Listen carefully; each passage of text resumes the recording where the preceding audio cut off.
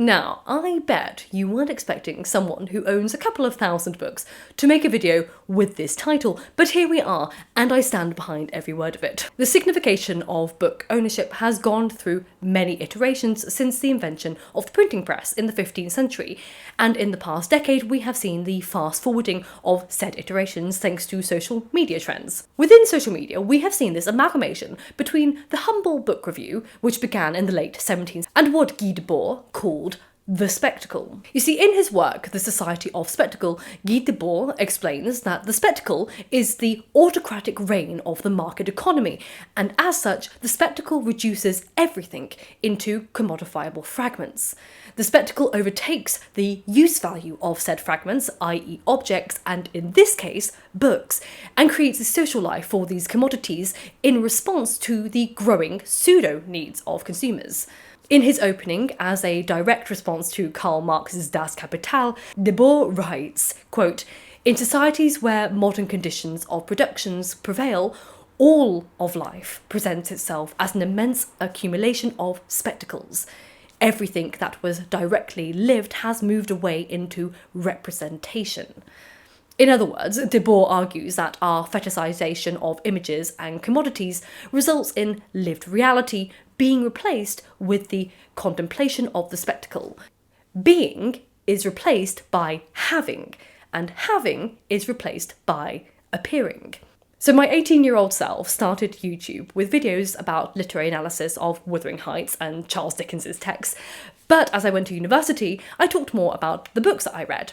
As I worked as a bookseller, I received 50% off all the books I purchased. I know, very good times. And I was sent a lot for my job as well. So I read a lot and had a lot to talk about. However, what I noticed was, over time, the BookTube community moved away from discussing texts themselves and more into a haul and unhaul realm of book ownership. This was when creators made videos about what books they recently bought or removed from their collections, and less, if not anything, was said about the contents of the book itself or the personal opinions of the book by the person talking. The most popular videos were the ones which were entirely about the spectacle of the book and what it meant to the audience that that creator owned that particular book. Meaning was transferred onto the creator without the creator having to demonstrate any engagement with the text. Certain books were signs that the creator was something to the audience, and the signification was enough to satisfy audiences. This extends itself across all realms of social media, with different signifiers of status. But I've discussed this in depth about dark academia in particular on social media's interests, with those who appear to be academic because they have/own signifiers of academia without actually demonstrating academic research. But let's return to an element that I touched on very briefly, and that was the unhauling element of BookTube. At one point in time, booktubers became uncomfortable with the spectacle. They knew that the books behind them signified something to their audience, i.e. they were incredibly well read, and they felt discomfort with their reality not matching the spectacle. Not saying they weren't well read, but they knew they owned more than they had read. As such, the spectacle was too much, and so they distanced themselves from it, removing feelings of guilt and shame caused by the dimensions Debord talked about. How being is placed by having, and having is replaced by appearing. By unhauling their books, i.e. getting rid of them, booktubers attempted to reverse the equation and come back into being. But what I like about this is thinking about what actually triggers people to have this response. For example, many of us own baking ware or spices for foods that we rarely, if ever, cook. However, our possession of these things does not compel us to throw away underused spices or mixtures out of discomfort for our reality not matching the signification implied through their ownership. And I would like to theorise that the difference of this comes from intent. Many of us don't throw away underused bakeware and spices because we are not emotionally invested or care about the possible implications of said signification. We know we are not incredible chefs and bakers, and we may not have the desire to be. So we don't identify ourselves with these objects, so the spectacle of them doesn't capture us. But however, I don't think the same could be said for books owned by booktubers. But before we get any further, I'd like to take a moment to thank today's sponsor, which is Squarespace. Squarespace is an all-in-one website platform empowering individuals to create their online presence or launch a passion project.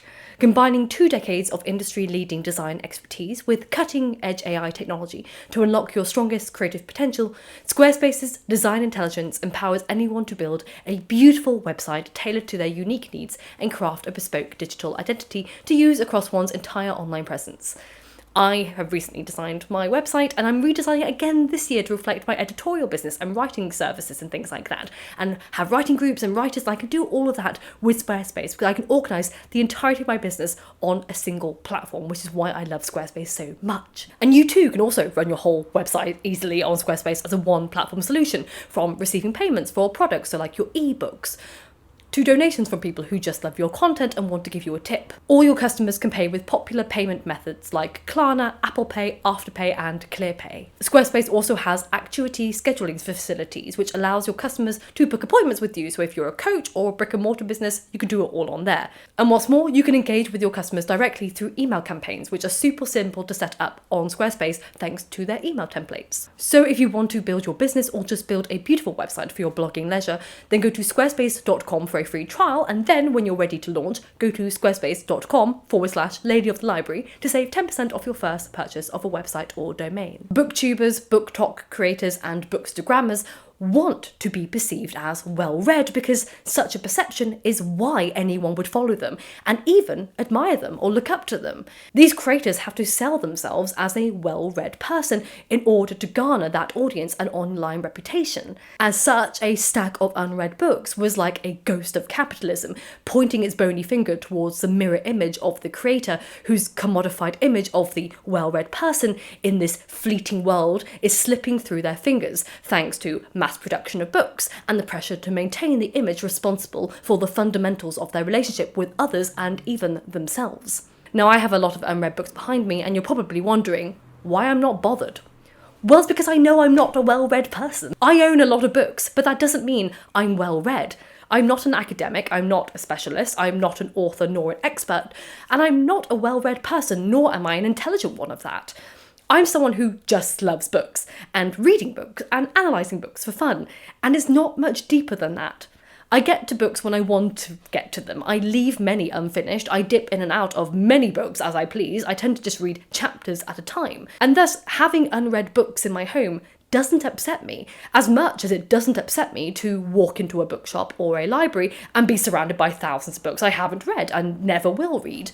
What has helped me come to terms with this was my later in life diagnosis of dyslexia, because having someone formally evaluate just how severe my learning disability is, and has always been without any formal support, has given me the permission I needed to forgive myself for not reading as efficiently or quickly or as easily as everyone else out there, particularly in academia.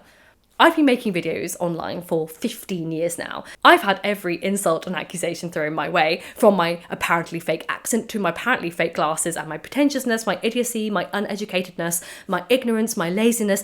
And as someone who's been called thick her whole life by her family, believe it or not, I don't disagree with any of these opinions, but it doesn't stop me being curious, nor does it stop me loving books or having a relationship with literature.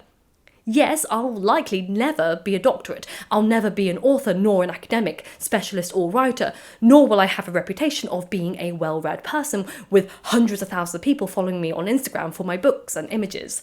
But that doesn't stop me from loving literature and reading it at my own enjoyment. Italian writer Umberto Eco had over 50,000 books in his private library. When asked why he owned so many, he replied, quote, "It is foolish to think that you have to read all the books you buy, as it is foolish to criticise those who buy more books than they will ever be able to read. It would be like saying that you should use all the cutlery or glasses or screwdrivers or drill bits that you bought before buying new ones." In response to this idea, in his book The Black Swan, Nassim Taleb posits the idea of the antilibrary. He argues that, quote, "The library should contain as much of what you do not know as your financial means allow you to put there. You will accumulate more knowledge and more books as you grow older, and the growing number of unread books on the shelves will look at you menacingly. Indeed, more you know, the larger the rows of unread books. Let us call this collection of unread books the anti-library." Being aware of what we do not know is just as valuable as what we do know. And I, like Echo and Taleb, believe that one's library is not a showcase of how many books one has read, it's a showcase of what I'm curious about. In his essay, Unpacking My Library, Walter Benjamin muses on the privilege of unpacking up to 2,000 books. Quote, "I must ask you to join me in the disorder of crates that have been wrenched open, the air saturated with the dust of wood, the floor covered with torn paper, to join me among piles of volumes that are seeing daylight again after 2 years of darkness, so that you may be ready to share with me a bit of the mood. It is certainly not an elegiac mood, but rather one of anticipation, which these books arouse in a genuine collector. The feeling of anticipatory excitement of my books, both unread and read, is why I love books. I feel the same excitement of their existence around me as I would uncovering an artifact from ancient Greece. Though, if it were a fragment of an ancient text, I'd probably be a bit more excited than that, to be fair. That'd kind of be amazing. I'd actually probably vomit in excitement in that instance. But I'm never going to be an archaeologist, so that's never going to happen. So this is as excited as I can feel in my life. But I hope you enjoyed this brief exploration of book ownership and maybe a different argument. I know some people think it's wasteful, some people think it's a show, but other people will project their meaning onto the books I own behind me. They will project that it means something or I'm trying to signify something, when really, I just like it. I think it looks pretty behind me and I enjoy reading them at my own pace. Doesn't mean I'm smart, doesn't mean I'm intelligent, doesn't mean I'm well read. I just like it. In the same way, there are shoes behind people in some videos or pretty plants in others. It doesn't have to mean that much, and I think we need to stop projecting signification onto other people's statuses. Also admiring the signification and being aware that how much of it is formulated for audience consumption. Anyway, I hope you enjoyed today's video. If you did, please consider subscribing and sharing it and liking if you do. As always, thank you to my patrons, which I will put here. Thank you so much for all your support, and I will see you soon for another video. And remember, books save lives, so keep reading.